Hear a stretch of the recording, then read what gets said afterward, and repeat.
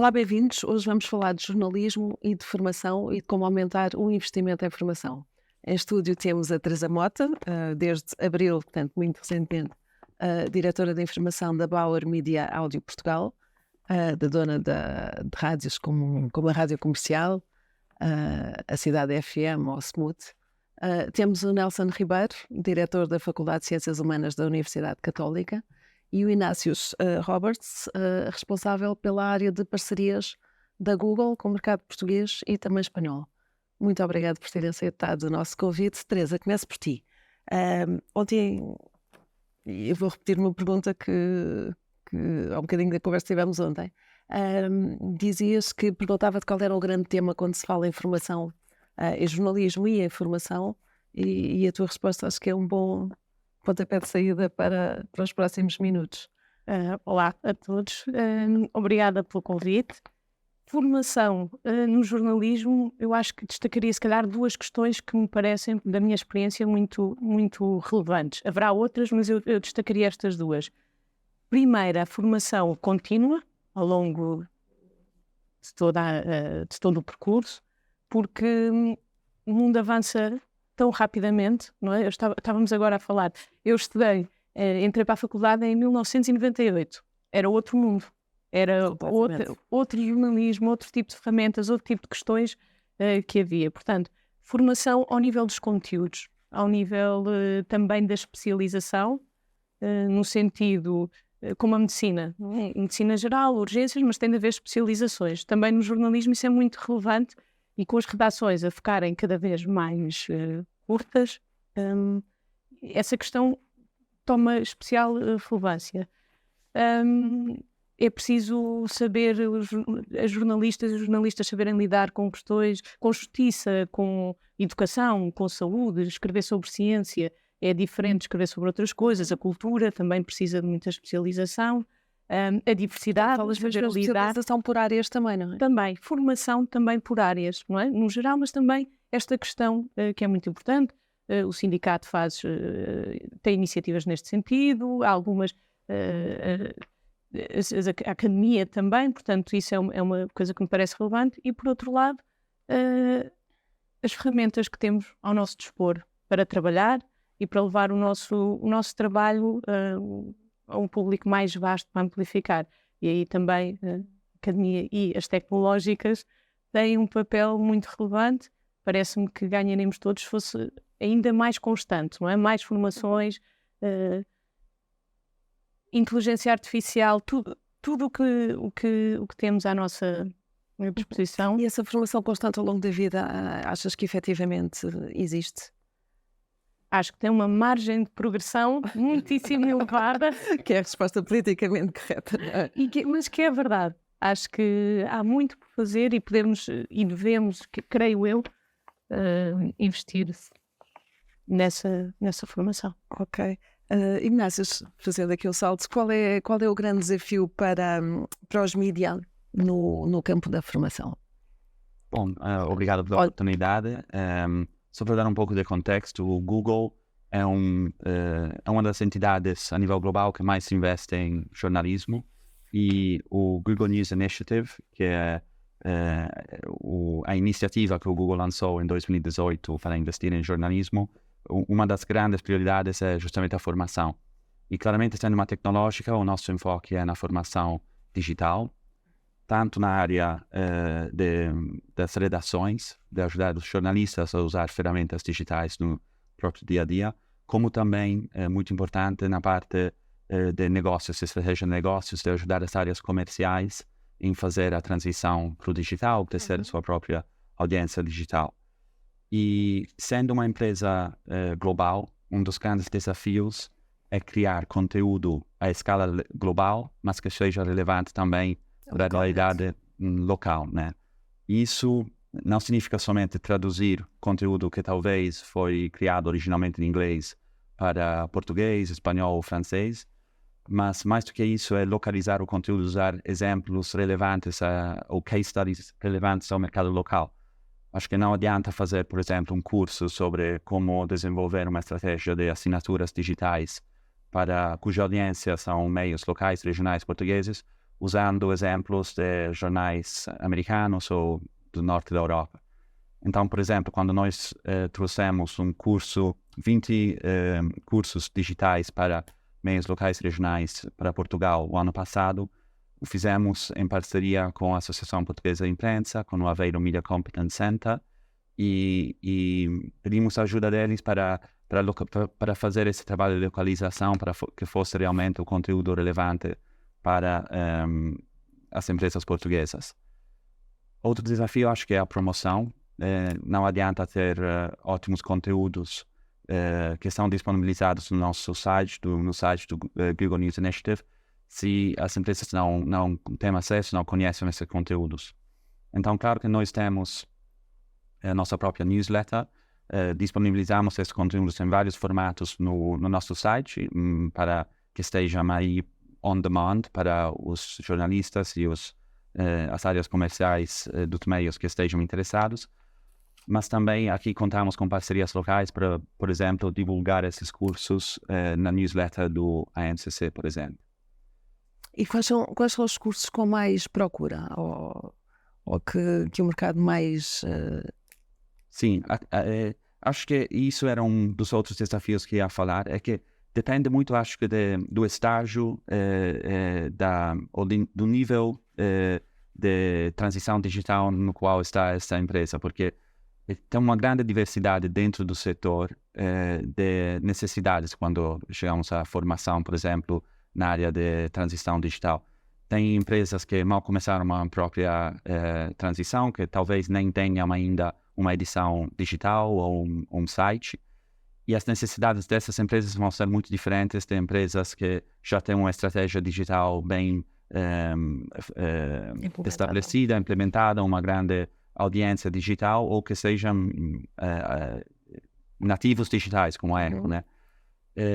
Então, acho que é importante diversificar isso, deixar claro quais são os critérios de participação, quais são os objetivos de cada curso, mas acredito que há um grande interesse para ter as bases, né, sobre a transição digital. Então, com certeza, assinaturas digitais, como desenvolver uma estratégia de assinaturas digitais, audiência de dados, diversificação de audiências, como crescer as audiências no digital, e esses são alguns dos tópicos, digamos, que mais interesse geram. Uhum. Nelson, a academia, como é que a academia se movimenta em todo este novo ambiente muito digital, não é? E como é que consegue dar resposta às necessidades das empresas? Bom, antes de mais, obrigado pelo convite, é um prazer estar aqui. Dizer que, obviamente, a academia olha, em primeiro lugar, para o jornalismo como uma atividade com características muito próprias em relação ao que é a função do jornalismo na sociedade. E portanto, isso leva a que, por exemplo, a formação que nós oferecemos, estamos a pensar a jovens que estão a tirar a sua licenciatura na área de jornalismo, tenha de cobrir um conjunto de áreas bastante diverso. Porque se por um lado temos que garantir que as novas gerações começam por compreender, eu diria, os fundamentos do jornalismo, qual é que é a sua função social, porque é que o jornalismo não é exatamente uma profissão em que tudo aquilo que é produzido seja imediatamente marketizável. Portanto, há aqui há aqui uma noção de serviço público que também tem que ser pesada. Mas ao mesmo tempo que fazemos isso, obviamente precisamos que os alunos percebam, em primeiro lugar, os vários formatos nos quais hoje o jornalismo é produzido, simultaneamente compreendam também as novas ferramentas que agora estão a começar a ser disponíveis. Nós, por exemplo, começamos agora a introduzir uma disciplina de comunicação e inteligência artificial na nossa licenciatura em comunicação social e cultural, porque obviamente, aliás, como a Teresa há pouco dizia, é fundamental que começar a haver um conhecimento de tudo o que é novo dentro do digital, porque outra questão que eu acho também importante, hoje em dia já é difícil pensar o jornalismo sem ser digital, quer dizer, não faz muito sentido estarmos a dar formação para uma era pré-digital, quer dizer, enfim, a não sei que seja uma disciplina de história do jornalismo, mas também dentro do digital, o que estamos a ensinar agora não pode ser a mesma coisa que ensinávamos há meia dúzia de anos, não é? Outra questão... E provavelmente quando acabar a licenciatura, já existem novas quando ferramentas. acabar a licenciatura já vão existir novas ferramentas. Portanto, é muito importante que as novas gerações compreendam, por exemplo, como é que funcionam os algoritmos, porque isso obviamente tem um impacto imenso depois na forma não só como os conteúdos são distribuídos, a quem é que eles chegam, e aquilo que nós sentimos é que até há algum tempo havia um certo desfazamento entre quem estudava jornalismo e quem estudava o lado mais tecnológico, mas que hoje em dia é importante os jornalistas e profissionais de comunicação em geral conhecerem, com esta certeza que a Carla estava a dizer, que é, nós temos que preparar pessoas que vão depois enfrentar uma realidade no mercado de trabalho na qual vão ter que conviver com tecnologias que ainda não existem. Como é que se responde a isso? Eu julgo que se responde de duas formas.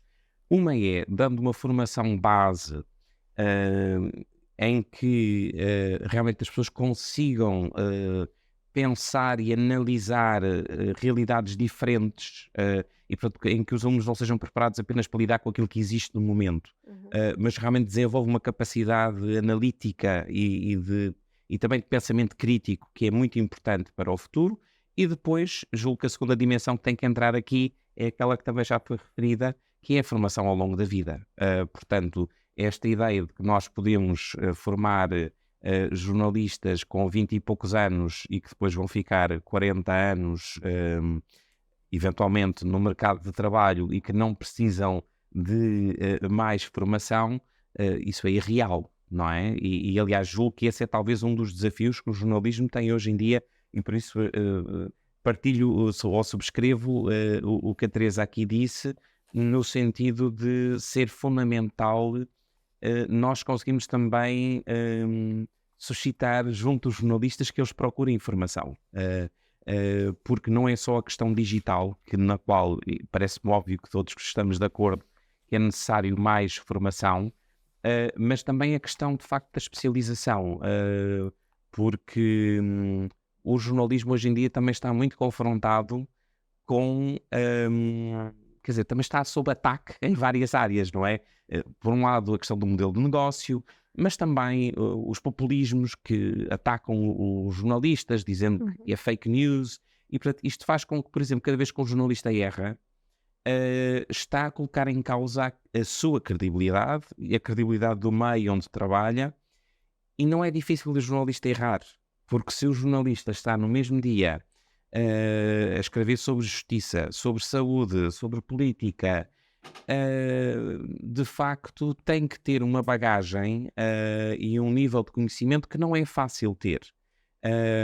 E isso é algo que eu acho que nós, enquanto sociedade, deveríamos procurar preservar, e é que os jornalistas possam, de facto, ter instrumentos para fazerem um bom trabalho. Nós precisamos de bom jornalismo, e o jornalismo, se não for bom, facilmente vai ser atacado e desconsiderado, e acho que isso somos todos nós que ficamos em causa. Portanto, acho que estou aqui um bocadinho a fugir da pergunta que a Carla me colocou, mas a trazer talvez para a discussão algumas daquelas que são as nossas preocupações hoje em dia, tendo em conta os caminhos pelos quais o jornalismo e os desafios que tem atualmente pela frente.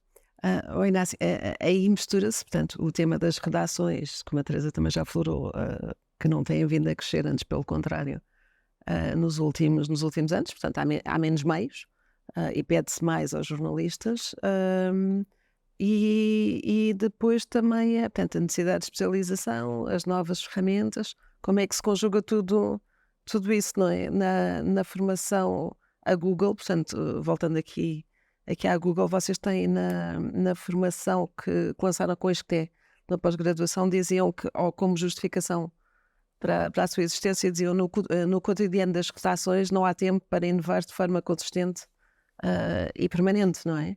Portanto, continua-se a sentir isto. Portanto, no dia-a-dia, nas redações, com a falta com menos recursos, E falta de tempo, não é? Com falta de tempo, não é?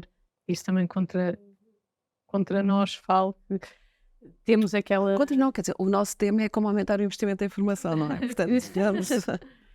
falta tempo, falta capacidade de parar, pensar e não estar sempre a responder.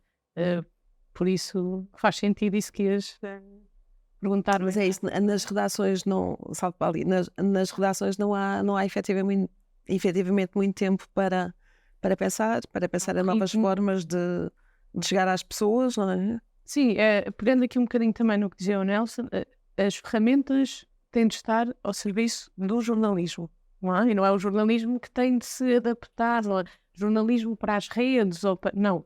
Nós temos é de saber como é que as redes podem potenciar a nossa mensagem, mas respeitando sempre os valores base do jornalismo e o rigor, etc. E, portanto, isso é importante, que haja esta comunicação, não é? Porque é bom para as tecnológicas e é bom para o jornalismo que pode. Um bom jornalismo tem de ser sustentável, não é? Isso é um dos grandes desafios. Como bem dizia o Nelson, estamos sob ataque em muitas áreas e, portanto, é muito importante esta parceria, não é? E que nas redações haja formação e que saibamos como melhor utilizar as novas montras, digamos assim. E pela tua experiência? Pela minha experiência, falo da minha experiência, não é? Até porque és também formadora, não sei, Jorge, portanto, não falo necessariamente das empresas onde estiveste. Há interesse em ter este tipo de formação, às vezes falta o tempo, a disponibilidade, é muito complicado, mas há nas redações, isso, a minha experiência diz-me isso, há muita gente a querer formação, as pessoas querem saber, os jornalistas são curiosos, e ainda bem, e querem aprender, e há essa vontade, isso existe. Eu posso dizer, eu cheguei à redação da Bauer há 2 dias e já me pediram formação, ok? Portanto, temos de tentar arranjar também nas empresas espaço, tempo e oportunidade para que as redações possam aprender, para que as jornalistas possam conhecer melhor estas ferramentas. Sim, e se eu posso acrescentar somente um ponto a esse assunto, acho que estou plenamente de acordo que, afinal das contas, a tecnologia precisa ser um meio que facilite a vida dos jornalistas e, afinal das contas, a tecnologia é somente um meio para aumentar as nossas capacidades, né? E acho que muitas das ferramentas que nós trabalhamos nas formações digitais, tanto com jornalistas, mas também, de novo, com a área comercial, são tecnologias que ajudam a aumentar a eficiência do trabalho do jornalista. Por exemplo, usando inteligência artificial na análise de um grande número de documentos, que normalmente demoraria muito tempo, é um trabalho de análise de documentos, de dados, tal, que facilita esse trabalho de investigação e facilita liberar o tempo para o jornalista para fazer coisas mais com mais valor agregado. Então, acho que isso é um ponto fundamental. Vocês são mais procurados às vossas formações mais pela área comercial ou por jornalistas? Não, nós temos os dois lados. Acho que um ponto muito importante da nossa atuação na área de formação são as parcerias, porque o Google, evidentemente, nós temos a expertise na parte de tecnologia, mas na área de formação é preciso encontrar parcerias com entidades que tenham expertise no setor, na área de jornalismo ou o que seja. Então, por exemplo, na área comercial temos uma parceria muito boa com o Financial Times, com o braço de consultoria do Financial Times, que é o FT Strategies. E em Portugal já 20 jornais portugueses participaram nesses cursos, que podem ir de 2 dias até 6 meses, cursos intensivos sobre um tópico específico, como assinaturas, análise de dados, diversificação de audiências. E no lado do jornalismo também temos parcerias como, por exemplo, com a agência de notícias francesa, a AFP, no qual disponibilizamos no site do AFP toda uma série de conteúdos em inglês, espanhol e português também, sobre como usar ferramentas digitais para, por exemplo, identificar desinformação online e em vários formatos, em vídeo, em texto e tal. E em Portugal, por exemplo, temos uma parceria com a Fundação Luca de Tena, que é uma fundação espanhola, mas para dar formação a 100 jornalistas até junho desse ano, em vários temas também. Por exemplo, fizemos em colaboração com o Sindicato de Jornalistas recentemente um curso para jornalistas para identificar desinformação antes das eleições gerais em Portugal, em março. Nelson, a desinformação é um tema que lhe é muito caro, não é? Também. Sim, a desinformação é um tema que me é muito caro, porque hoje em dia é de facto um dos grandes desafios que os jornalistas também enfrentam. Ou seja, há muitos agentes que hoje em dia se especializam em desinformação, quer dizer, hoje em dia a desinformação é de facto um negócio, e os jornalistas são um dos alvos preferenciais da desinformação. O que eu acho que nos deve fazer pensar que isso, por um lado, é negativo, mas tem aqui um lado que eu acho que é interessante também falar sobre ele, que é, se os jornalistas são o alvo principal da desinformação, é porque as pessoas, as empresas que querem desinformar, porque obviamente quando alguém desinforma está a querer lucrar com isso, ao terem os jornalistas como um alvo, significa que partem do pressuposto de que se conseguirem enganar os jornalistas, vão conseguir que depois aquela notícia que não é verdadeira tenha maior credibilidade. Nos últimos anos há imensos exemplos disso. Ora bem, isso significa o quê? Isso significa que até empresas especializadas em desinformação reconhecem que o jornalismo continua a ter um património de credibilidade. Nós sabemos que a credibilidade ela não é igual em todos os países, onde a situação política é mais polarizada, tendencialmente os cidadãos atribuem uma menor credibilidade ao jornalismo, daí que há pouco eu tenha falado que o jornalismo também está muito sob ataque de algumas forças que obviamente preferem uma informação feita à medida e não segundo os critérios de busca de objetividade e de relatar a realidade como ela existe. E, portanto, essa é uma questão que também é fundamental os jornalistas ter informação sobre desinformação, sobre como é que a desinformação funciona e depois nós próprios também termos formação sobre os nossos próprios enviesamentos cognitivos, que faz com que muitas vezes nós nos deixemos levar por determinadas notícias que não têm de ser necessariamente falsas, porque a desinformação é de facto muito complexo. Porque muitas vezes fala-se apenas da notícia falsa. A desinformação que acaba por ter mais sucesso, ela é construída misturando a falsidade com a verdade. Portanto, e é isso que leva muitas pessoas, de facto, a acreditar na desinformação. E isso hoje em dia é uma variável muito importante da formação, por exemplo, que nós damos aos nossos alunos, tanto de licenciatura como de mestrado, que é fundamental eles compreender esses enviesamentos cognitivos, compreenderem porque é que as pessoas hoje em dia se fecham em determinadas redes e, portanto, só têm acesso a informação que é filtrada de uma determinada forma e, portanto, isso é fundamental para uma formação que nós queremos fazer agora e acho que é uma variável que também é importante. A questão do algoritmo, não é? O algoritmo serve-nos aquilo que nós queremos. E, portanto, há uma criação de quase um guia digital, não é? É preciso ir à procura. Embora, permitam-me só dizer o seguinte, eu concordo, vamos lá ver, parcialmente neste sentido. É evidente, o algoritmo dá-nos aquilo que supostamente nós queremos. Porquê é que eu digo supostamente? Porque basta nós vermos uma ou duas notícias, ou um ou dois vídeos, ou conteúdos, por exemplo, estão mais ligados a uma determinada tendência política, e passamos a ser bombardeados. Vai-nos servir. Mas não rejeitarmos. Exatamente, mas não quer dizer necessariamente que de facto é isso que nós queremos.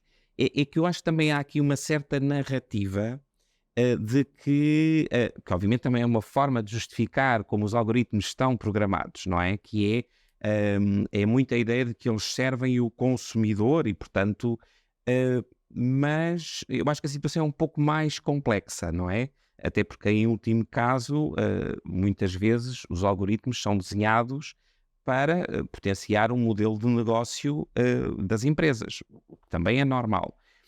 Agora, o que eu acho que é importante do ponto de vista da formação é nós, quer dizer, nós, jornalistas, mas também cidadãos, percebermos como é que isto funciona. E, portanto, eu quase que me apetece dizer que muitas destas formações, elas hoje em dia deveriam ser formações quase de literacia Sim, para os médios. para os Eu também médios. é muito importante, escolas, os jovens, é importante saber identificar. Essa literacia é fundamental. Pronto, não será a formação para jornalistas, mas para fora, para ensinar também as pessoas a saberem, e por isso os fact-checking são muito importantes e é bom que haja, mas é importante as pessoas olharem, isto é notícia, isto não é notícia, e isso devia ser também uma aposta nossa enquanto sociedade, não só de jornalistas, porque é muito relevante.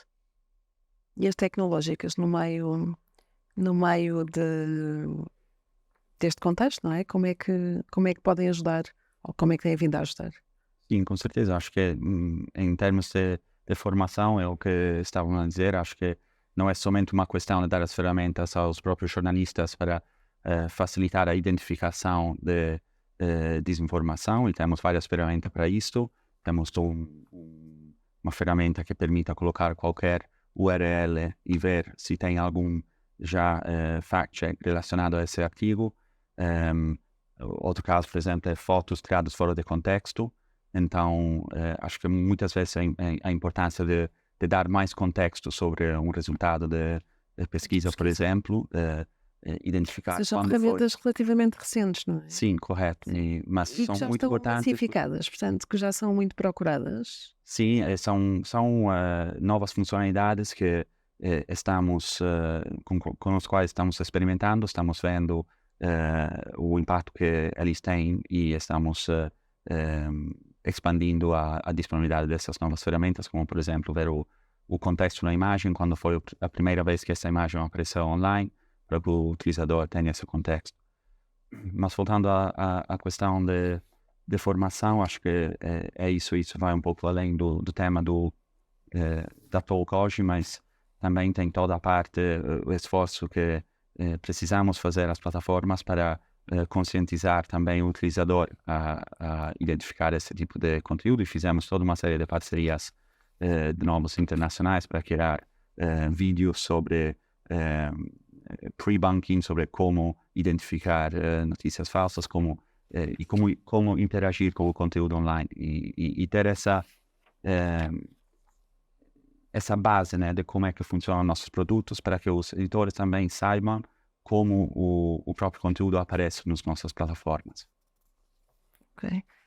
Nelson, dizia no outro dia que conversávamos, dizia que hoje os jornalistas, ou seja, o choque no fundo entre a academia e a chegada depois às redações, não é? Como é que é percepcionado pela academia, por si? É clássico, pelo menos em Portugal, discutir-se o desfazamento entre a universidade e depois o mercado de trabalho, neste caso as redações. Eu acho que muito caminho tem vindo a ser feito, não quer dizer que não tenha que ser um esforço continuado, mas algo que eu acho curioso e que vai ao encontro de algo que a Teresa também disse no início desta talk, é que nós sentimos que os novos alunos acabados de formar, que acabam o seu mestrado em jornalismo, vão para as redações e muitas vezes eles vão com muitas ideias de novos formatos, novas formas de storytelling. Eles, por norma, quer dizer, têm uma grande criatividade. E depois, quando nós conversamos com eles, 6 meses depois de estarem numa redação, ou às vezes um ano depois, obviamente isto não é imediato, eles o que dizem é que nas redações não há muito tempo para inovar e portanto as ideias que eles até levavam, passado uns meses, ficam na gaveta. Porquê? Porque eu tive esta ideia, mas ninguém dá atenção. E depois nós tentamos perceber, mas porquê é que não dá atenção? Será que nas redações há uma cultura anti-inovação? E não é isso. Só que nas redações não há tempo para isso. Eu acho que essa é uma questão... É muito relevante. E eu tenho uma experiência que imagino que não seja muito comum. Ali na TSF nós recebíamos alguns estagiários na área, eu estava no digital, no online, e apercebemos um bocadinho disso e começámos a tirar proveito disso. Porquê? Não só as formas de abordagem são diferentes, como os temas. Uma pessoa que acaba de sair da faculdade, que tem outra vivência, outra experiência, trazem temas muito interessantes e que depois nos ajudam a chegar a públicos diferentes também. E se houver capacidade nossa de perceber isso e aproveitar, dar espaço, acompanhar, precisam de... A minha experiência, nós tivemos estagiários muitíssimo bem preparados, pessoas muito válidas, sem experiência, não é? Claro. Acabados de sair da faculdade, mas com um bom acompanhamento, se as redações, se formos capazes de os receber bem, podemos tirar muito proveito. Mas depois na disto. prática acontece? Ou... Ali naquele caso nós conseguimos que acontecesse, porque éramos uma equipa pequena, muito coesa, muito solidária, trabalhávamos, pronto, e foi possível aproveitar isso. Imagino que depois, se calhar em escala, etc., seja mais difícil, mas pronto, a minha experiência, tendo conseguido fazer isso, é que é muito, tem um grande valor e é bom também para quem chega poder ter essa... Sim, eu julgo para os jovens, quando eles chegam a uma redação, sentirem que, de facto, há aqui muitas coisas que eles vão ter que aprender, mas que há outras a inovação que eles querem trazer, que vai ser recebida, eu acho que esse é um estímulo muito importante. E gostava só de acrescentar aqui uma questão, que é, eu não acho que este seja um problema especificamente português, a falta de tempo nas redações não é um fenómeno localizado em Portugal, mas curiosamente nós temos um mestrado internacional de jornalismo, portanto onde recebemos alunos de várias dezenas de países e portanto muitos deles tendencialmente voltam ao país de origem, ou para estágio ou mesmo para começar a trabalhar. E nós também mantemos em contacto com esses alunos. É curioso que eu diria que eles sentem, sobretudo quando falamos de alunos alemães e da Escandinávia, eles sentem uma maior receptividade a essa inovação quando chegam às redações. Isso, qual é a justificação dada por eles? Talvez, por um lado, as relações tenham estruturas, apesar de tudo, um pouco mais robustas do que em Portugal. Portanto, eu acho que essa é talvez uma explicação. E também a outra que nós também sentimos é que em alguns países aquilo que se espera, por exemplo, de um recém-licenciado estagiário é que, de facto, que ele venha trazer inovação e não que ele esteja propriamente envolvido na produção de conteúdos do dia-a-dia.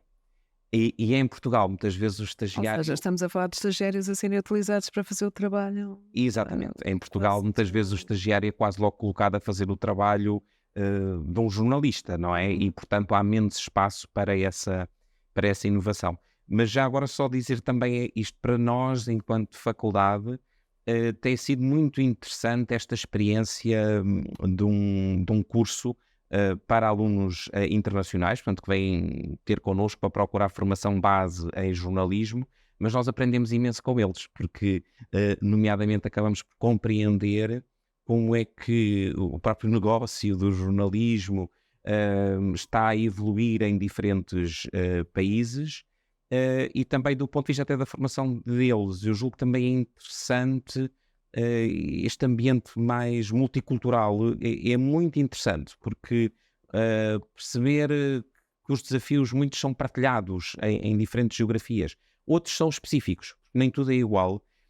Eu acho que hoje em dia isso também é importante que faça parte da formação de jornalistas, e portanto nós conhecemos outras experiências, é de facto importante, embora claro, como há pouco também dizia, eu concordo absolutamente, não significa que nós possamos aqui replicar, quer dizer, lembro-me uma altura em que se discutia porque é que a imprensa portuguesa não replicava o modelo do New York Times, não é? Do ponto de vista de assinaturas. Bom, quer dizer, eu acho que não é difícil perceber que estamos a falar de realidades que são completamente diferentes. Portanto, querer aplicar o mesmo modelo é evidente que não vai funcionar. Mas não quer dizer que conhecer esses modelos não seja fundamental. Mas esse ponto de intercâmbio de ideias assim, internacional como parte da formação, acho uma coisa muito interessante, uma coisa que nós vemos muito sucesso também, por exemplo, nesses cursos do Financial Times Strategies que fazemos em parceria com o Google News Initiative. Muitas vezes nós fazemos esses cursos de propósito, juntando grupos de 5, 6 até 10 jornais de países diferentes de toda a região, não somente a Europa, mas também África e Oriente Médio, e vemos que, para além da consultoria do Financial Times, os expertos na área de assinaturas ou negócios digitais, um dos grandes feedbacks que recebemos é o valor dessa troca de ideias com outros órgãos de outros países, sempre que tenhamos cuidado de juntar meios que tenham as mesmas necessidades ou estão na mesma fase de transição digital. Ok. Uma nota final, já nos fizeram sinal de que tínhamos escutado o nosso tempo. Inácio, se estivéssemos a falar daqui a um ano, em que estágio é que vamos estar? O que é que vamos estar a dizer? Não, obrigado. Acho que eu reconheço que um dos desafios que foi identificado realmente, que é muito relevante, é a falta de tempo, né? Tanto para a formação como para inovar. E acho que dessas tecnológicas, de novo, eu volto ao ponto que a tecnologia, se utilizada bem, pode ser realmente uma parte dessa solução para que o jornalista tenha mais tempo para dedicar às coisas que realmente importam, inclusive a inovação e a formação. Ok. Nelson. Bom, daqui a um ano gostaria muito de acreditar que há algumas das questões que temos andado a discutir à volta do jornalismo, este encolhimento das redações, o perigo que representa para o próprio jornalismo e não só a questão da desinformação, gostava de acreditar que estaríamos num cenário mais otimista do que estamos agora. Sim, mas uma perspectiva muito otimista. Acho que se tentasse ser otimista, acho que basicamente estaria a ser irrealista. Portanto, eu acho que esses são desafios que se vão aprofundar nos próximos tempos e também até do ponto de vista da desinformação, toda a evolução geopolítica atual leva-nos a pensar que obviamente a desinformação a nível global vai acelerar ainda mais. Portanto, eu julgo que isso só reforça a importância de muito do que aqui temos estado a discutir, que é da formação que é preciso dar aos jornalistas, mas também aos cidadãos para conseguirem navegar num ecossistema informacional cada vez mais complexo. E em que, se nós não soubermos navegar esse ecossistema, provavelmente vamos estar a tomar decisões erradas para a nossa própria vida. Porque, na verdade, é disso que estamos a falar. É de fazermos investimentos financeiros errados, tomarmos decisões sobre o nosso futuro coletivo que também possam não ser as melhores. E eu acho que é de facto muito importante colocar estas questões também na agenda como uma literacia básica que um cidadão hoje precisa de ter para poder, no fundo, fazer as suas escolhas livremente, de forma informada na realidade em que vivemos hoje em dia. Teresa? Não sei, se calhar daqui a um ano podemos voltar aqui. Daqui a um ano voltamos uma talk 2.0 e falarmos todos daquilo que conseguimos neste ano, em que depois desta talk que teve aqui aspectos tão importantes, conseguimos melhorar nesta questão da formação e do jornalismo. Ok. Muito obrigada, Teresa, Nelson, Inácios. Falamos daqui a um ano.